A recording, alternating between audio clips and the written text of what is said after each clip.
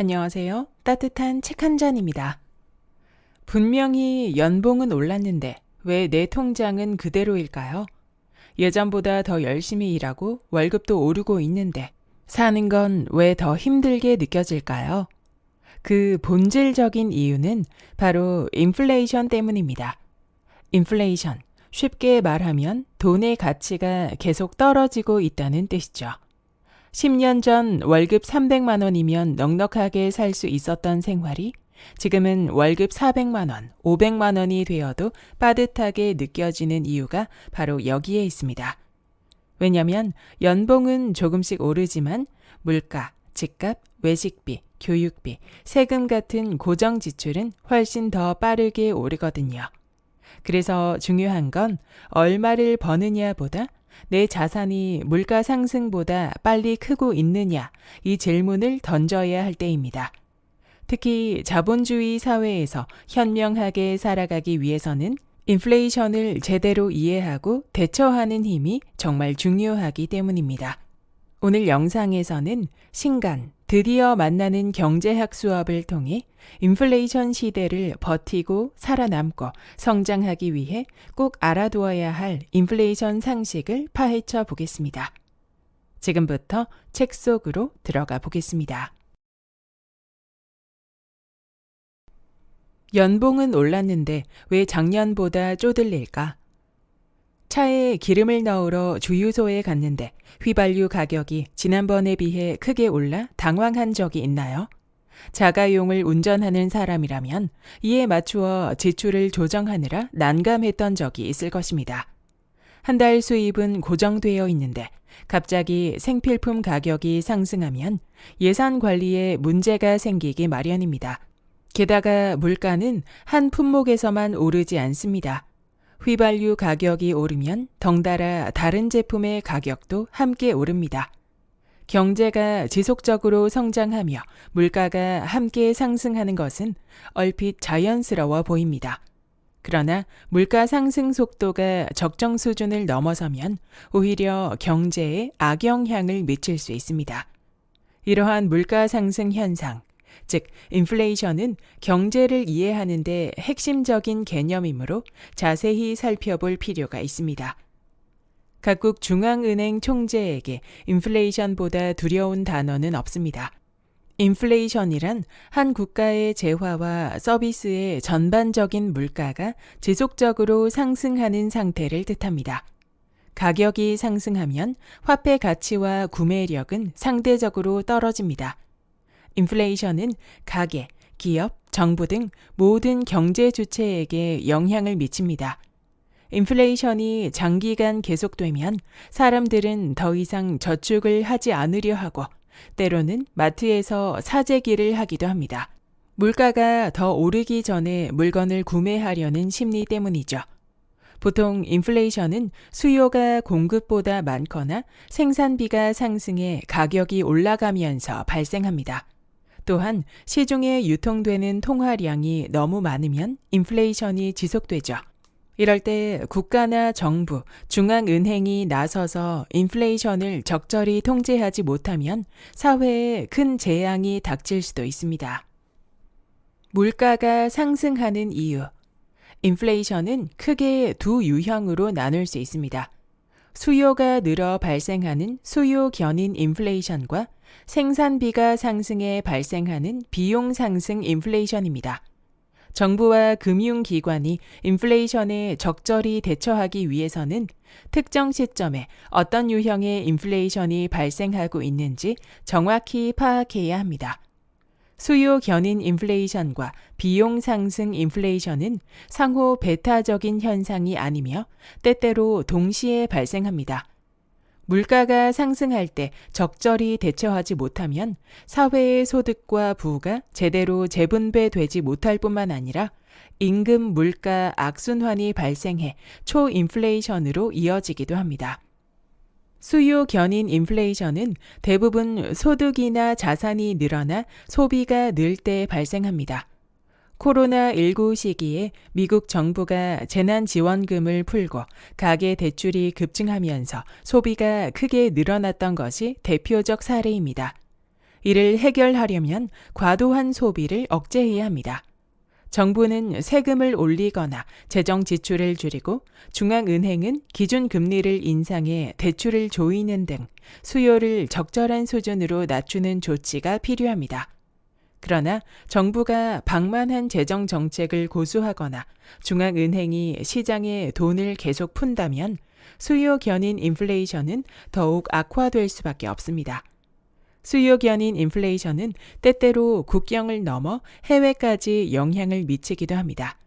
가령 중국과 인도에서 경제가 성장하면 자국 내 물가만 상승하는 것이 아니라 해외 수입품에 대한 수요도 늘어 전 세계 물가를 자극하게 되는 것이죠.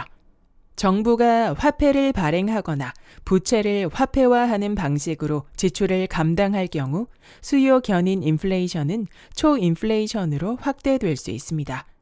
초인플레이션은 월간 물가 상승률이 50%를 넘어서며 통제가 불가능한 수준을 의미합니다. 이는 정부나 중앙은행이 통화를 남발할 때 발생하며 이것이 다시 통화량 증가를 초래해 상황을 악화시킬 수 있습니다. 비용 상승 인플레이션은 원자재의 가격 상승, 임금 인상 등 생산비가 증가해 발생하는 인플레이션입니다. 기업이 생산 활동을 하기 위해서는 자원, 노동, 자본 등을 확보해야 합니다.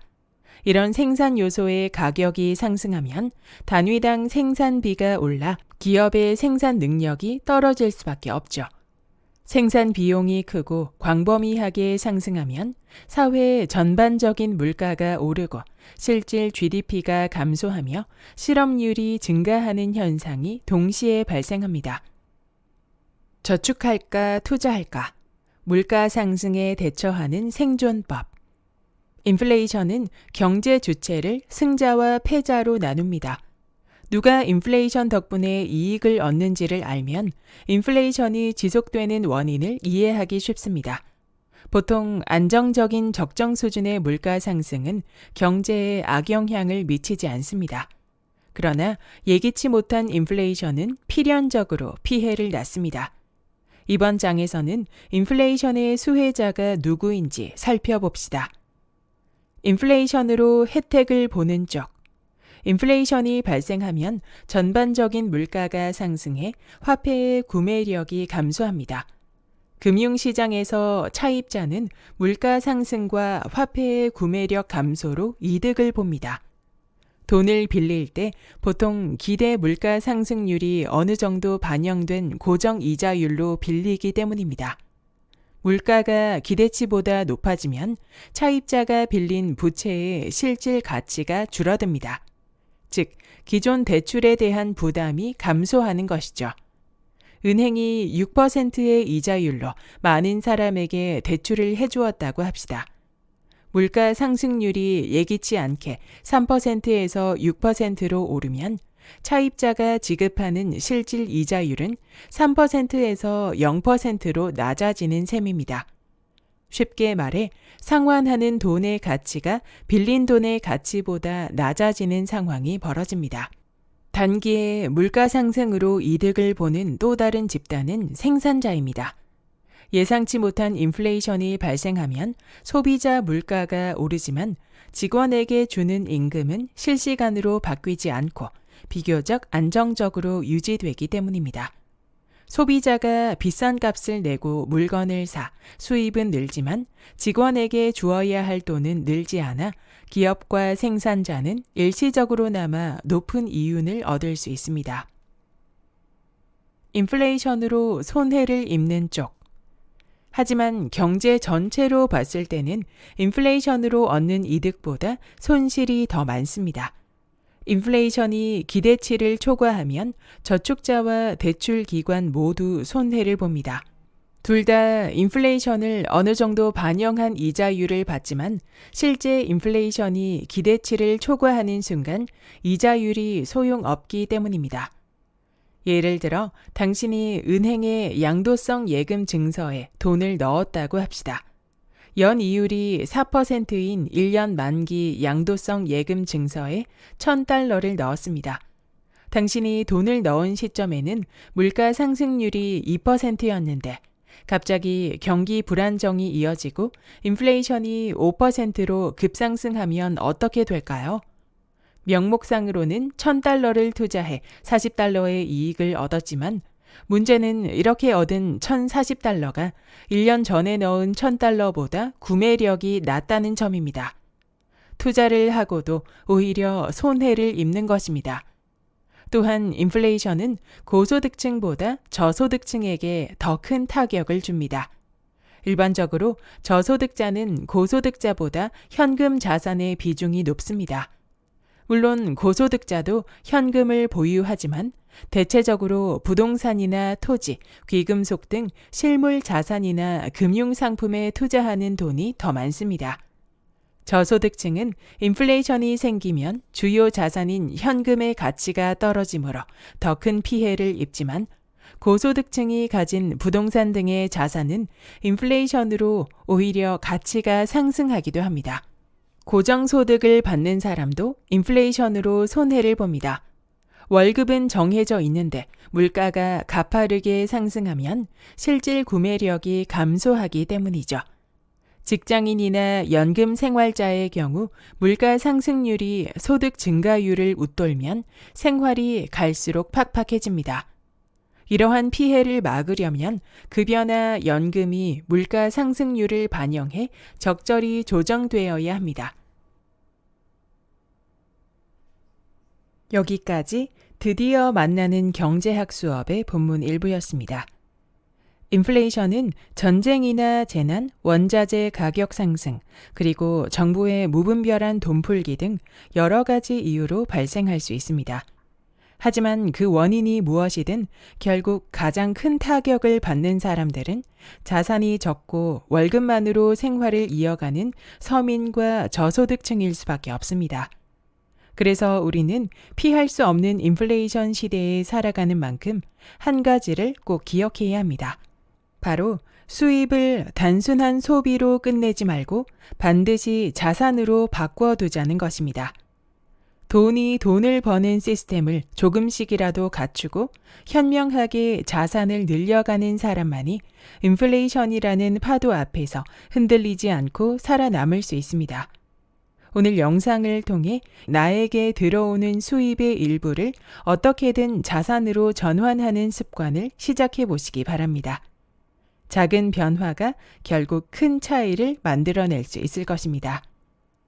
구독과 좋아요와 댓글은 큰 힘이 됩니다. 다음 영상에서 만나요.